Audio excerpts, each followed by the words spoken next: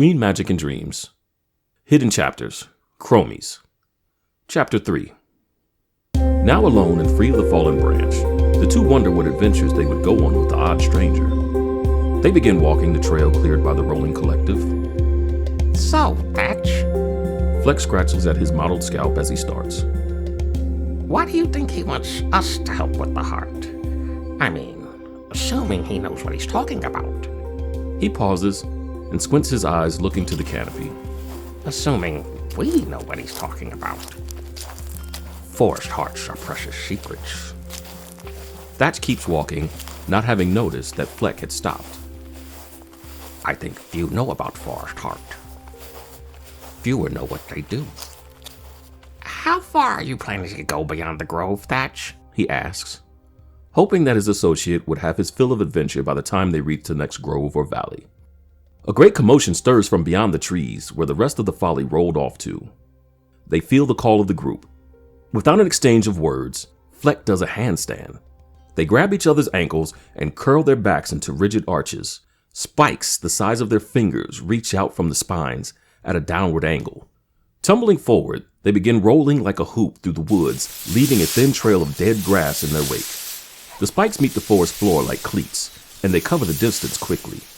The noise gets louder as they approach. Though they've rarely ever heard it, they easily recognize the sound. Combat. Tearing over the undergrowth at breakneck speed, the duo come upon the ongoing battle. Fleck and Thatch stop to disengage seamlessly with acrobatic prowess. They've caught up with the rest of the folly and become visibly shaken by the scene. The entire mass has taken on the form of a massive human skeleton's upper body.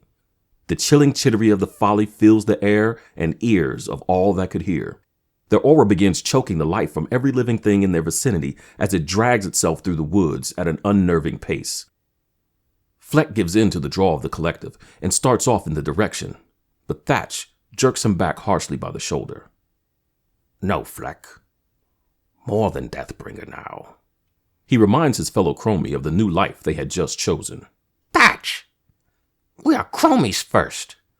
Something is wrong, and the sooner we connect to the folly is the sooner we'll know what's happening.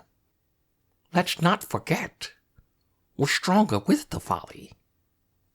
From high up in the canopy, a tiny voice yells something inaudible. A thin beam of light slices down and across the ground, and a wall of stone thrusts skyward like a sword, taking a stab at the clouds. With a yelp, Fleck scuttles behind Thatch. They both watch in terror as an imp covered in golden armor descends from the branches above, bringing an end to any Cromies in his way. Each swing of its terrible tiny sword reduces several Cromies to bursts of black dust. Fleck is terrified. He can't fathom anyone targeting Cromies for death, when all they do is the dirty work of the world, for good and all. The golden nightmare draws nearer. Within the short while they had been watching, the grove lost over a dozen Cromies. We roll, yells Thatch. He snatches Fleck up by the ankles and leaps into the wheel position. They wind their way through the assault, giving their attacker a wide berth. Never before had they heard their kind scream. The two are caught up in emotions of fear, confusion, and curiosity. Though he wants to stay and help, Fleck's fear rendered him useless in the moment. Thatch, on the other hand, takes a stand against his fear by taking action in spite of it. There are more questions than answers now. Was it the golden monster that bullied those trees to sickness? What was he hoping to gain? Is he after the forest's heart? Thatch hopes all will be revealed once they catch up to the rest of the folly. He has no idea what lies ahead, but he knows he doesn't want to be where they currently are. The offshoot of the folly is still pursuing something. Whatever it is, it has a pull greater than that of the collective. With significant effort, they manage to eventually skirt around the base of the blockade and follow the trail of dead foliage to where the remaining Cromies are headed.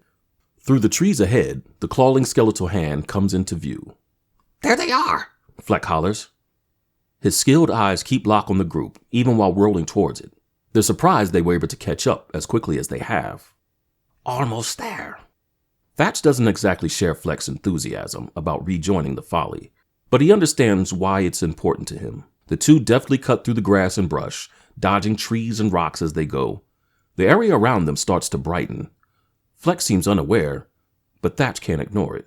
He breaks his hold on Fleck's ankles, and they both flop through the air haphazardly before crashing to a halt. Fleck hops to his feet, stomps at the ground angrily, and whirls to give Thatch a piece of his mind.